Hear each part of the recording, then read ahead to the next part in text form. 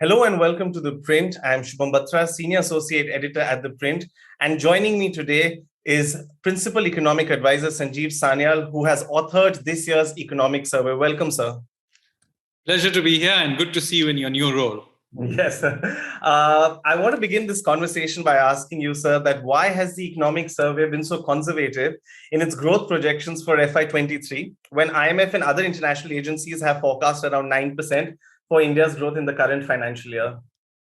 So let me point out that even at our forecast of 8 to 8.5%, India will still be the world's fastest growing economy. Agreed. So I'm always very happy if we exceed them. But I think we have given our reasons. We have given clear set of assumptions that we have used. We have obviously taken into account things like, for example, withdrawal of global liquidity. Now, hopefully it will be orderly, but the fact is that it is going to happen one way or the other, and we have to take that into account. We have taken into account the fact that global supply chains remain disrupted, whether it's chips or containers and so on. And again, we do expect it to slowly ease off over the course of the next financial year, but it does mean that for much of that year, these things will be a constraint. So we have allowed for a significant number of these constraints to remain there, which we have taken into account, and therefore we have come up with this number.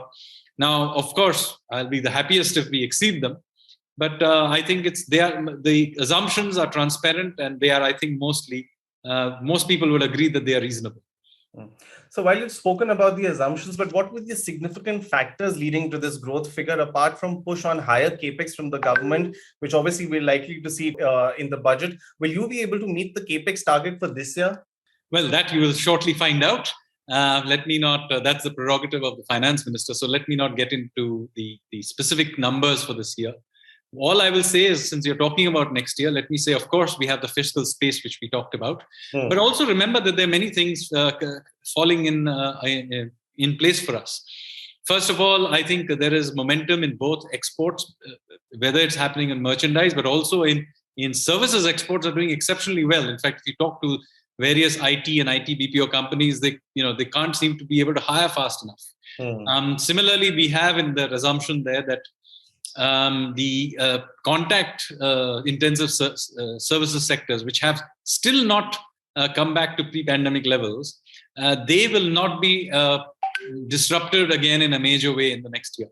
Now, of course, that's an assumption, and I'm not a health expert, but nevertheless, I think it's not an unreasonable expectation, because we are now all vaccinated.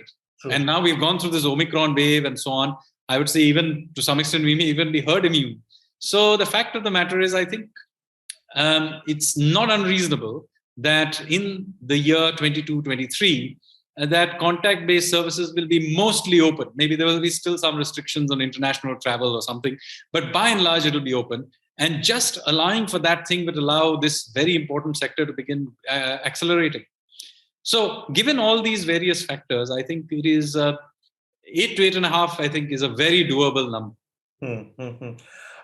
So this year, more than any other, there's been demand for steps for more job creation. What is that one major step that can actually bring in the jobs in the Indian economy, which can also reflect in the jobs data, whether it's through EPFO and PLFS? So, I mean, ultimately, jobs require growth. So I'm not a great believer in this theory of jobless growth. Ultimately, growth is it may not be sufficient, but certainly a necessary condition for creating jobs. And that requires one to have the momentum and this growth rate of 8 to 8.5. But it's very important to remember that the post-COVID world is not going to be a re-inflation of the pre-COVID world. There'll be new sectors that will happen because of technological changes in supply chains, consumer behavior may change, climate change, all kinds of things. So an important part of the strategy has got to be to have a flexible enough response. And by the way, if you read the economic survey, it's a lot about flexibility, both in policy making and in the underlying supply side of the economy. So that is basically what it is. One of the things that we have demonstrated through the course of the last 2 years, hopefully, is that policymakers in India have both the ability to change themselves according to evolving situations, and importantly, have the administrative capacity of delivering on them, whether it's vaccination or even a lockdown. Not an easy thing to keep 1.3 billion people running through a lockdown. Agreed. So we have demonstrated flexibility and capacity in both cases. That's a big plus for India. Not many people, not many countries can keep these sorts of things going. Second thing is huge number of supply side reforms we have done. Okay, opening up entire sectors, whether it's drones or geospatial sector, or removing telecom regulations, the IT sector, trade finance, factoring, a whole host of telecommunications related reforms, monetization, privatization, removal of retrospective taxes type legacy issues. I think we have really been doing it, and we'll do more. In fact, the economic survey makes the case for further supply side measures, for example, on patents and intellectual property rights. So the point is, as we open these things up, and assuming that we have no further shocks from Omicron or some such or a war maybe or whatever, always a risk. But assuming that something like that doesn't happen, we are on a good wicket. Our growth momentum is good. The supply side is looking good. The macro indicators, whether it's a buffer of foreign exchange reserves or the fiscal numbers or banking sector, after many, many years, the banking system is looking well capitalized and looking healthy and looking to grow. So all of this suggests that, we have many things in our favor that should be able to, generate growth. I want to shift the focus a bit to government finances and particularly on tax collections. How do you see the tax collections for the next financial year? Do you think they'll be able to maintain the same level of buoyancy as we've seen this year? Well, let me say that this is the prerogative of the finance minister who will be presenting the budget. So in a few hours' time, you will know. So but just a general sense on tax collections. Well, I mean, we have. I will not. I can't obviously put numbers. Yeah. But let me talk in a longer. Let's talk longer term. The fact is that a lot of effort has been put in over several years fixing the tax system, whether it is digitization or putting in place the GST. Not an easy thing to do in any country, but it has been done. And true, it may have had glitches in the beginning that with many iterations has been fixed. And I think any fair person would argue that the tax system we now have, in the end of fixing all these, may not be perfect, but is certainly a radical improvement on whatever used to exist before. So we are now getting the benefits of that. Yeah, and it's really seen in the compliance and ultimately in the numbers, like even the GST numbers that have come out today, remarkable because fourth time when we've seen the numbers above 1.3 lakh crores. So truly remarkable.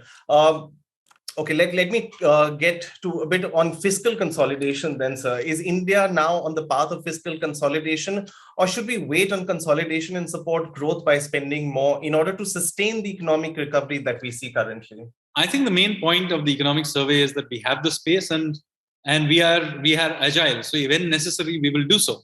But exactly what and how it will be done, as I said, we are a few hours away from the budget presentation, and it's a prerogative of the finance minister to make any announcements. Okay, then let me shift the focus to privatization. I mean, you have given tables and you've given a lot of background in the survey on the intent, on how the policy came about, on public sector enterprises policy came about. The intent is strong, sir, but this year, what were the major factors that sort of have not led the privatization to kick off in a big manner? I mean, it began very well with Air India, went to Central Electronics. I mean, even today we hear of Neelachal Ispat. But going forward, how do you see privatization drive shaping up for the Indian economy? First of all, the year is not over. So that's what I will say. And, we are clearly making a lot of effort in certain, like LIC, for example, is public information that we are working hard at it. And, we will continue into the next year, whether exactly a specific entity gets privatized in this financial year or next financial year is a matter of detail. What is important is that the processes are followed, it's done in a transparent way, and we actually do the privatization. And now that we are doing it in a routine way and we're becoming better at it, there is wider acceptance of the process by the general public. And, you don't see, for example, people standing up and protesting against it. And even the employees of many of the entities are quite pleased to be finally freed of government control. So I think that itself is a feat. So I think we are in a good space. And yeah, go ahead, sir. Sorry. Yeah, so I mean, we are serious about it. We clearly are able to do it. And as I said, the year is not over. No, why I asked this question was also because, bureaucrats earlier used to get a lot of criticism that probably, they are selling India's crown jewels. And therefore, I mean, how do you see the change in intent? I mean, from the political our intent, but bureaucratic. the change in intent is obvious. We no longer use the word disinvestment as a euphemism. We say privatization. Yeah. And I have in many interviews said, why should we be at all apologetic about it? I mean, Air India is not the creation of the public sector. It was a creation of the private sector. It was just simply taken away by the public sector. LIC is an amalgamation of private companies.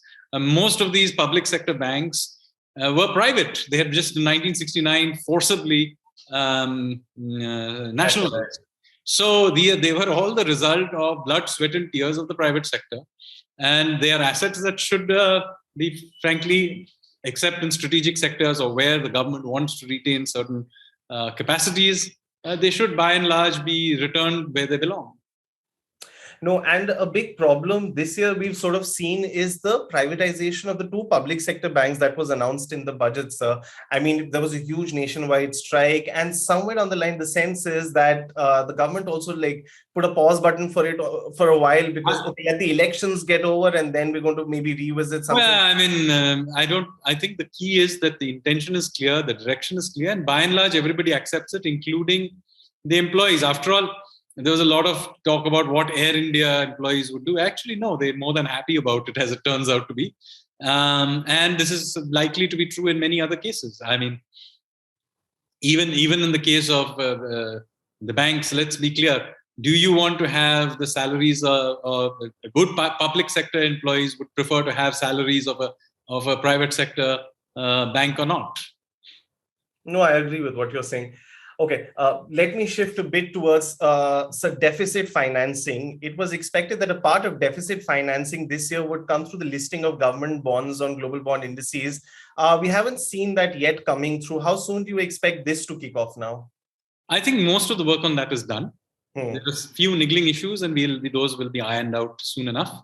So I think we should see progress on this soon. I can't put a date to it because I'm not personally dealing with this issue anymore. So I was initially more involved in this whole issue.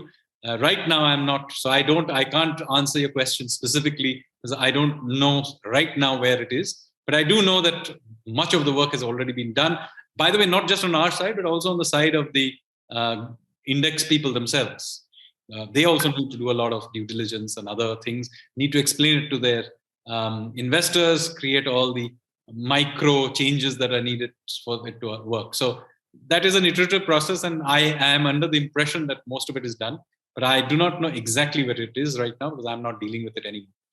So would it be fair to say that probably FY23 we could see yes, part of probably yes, getting financed by money coming from? As I said, much of it has been done, so I assume it will be soon enough. But I can't tell you exactly where it is because I'm not personally paying attention to this anymore. Okay. In the background of global monetary tightening expected from central banks globally, how do you see India's rate trajectory looking like in FY23? See, there is no doubt that there will be some tightening because central banks around the world have telegraphed that well in advance, and they have very good reason to because inflation in all these countries has spiked up after many decades. In the specific case of the US, the highest inflation since 1982. And nobody can, say that they didn't tell us this is going to happen. So in that sense, we are reasonably prepared for some amount of tightening. And people understand after the taper tantrum episode that this has to be done in an orderly way. So the G20 and everybody has been debated as co-chair of the framework working group of the G20.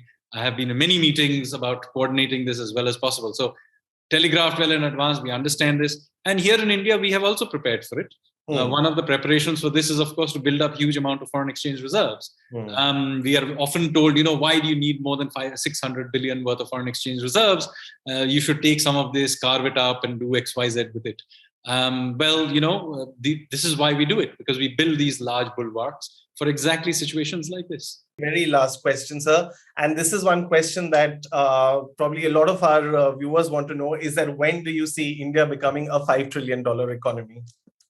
So, I mean, clearly that the original time frame has got a little disrupted because of obvious reasons. But we are now back to be an economic level which was before pandemic. So let's say 18 months behind schedule, maybe, I would argue, maybe 24 at most. We have not gone completely off track. If anything, there are many things that are now actually even better because our banking system is healthier. We have done a whole bunch of supply side measures which we hadn't done 18 months ago. So there are many things in our favor right now, I would argue. And yeah, sure, there's been some delay somewhere. Difficult to put a number to this, frankly. But I don't think we have completely gone off kilter, no. All right, sir. Thank you for taking time out for this interaction, and we wish you good luck for the budget. Thank you.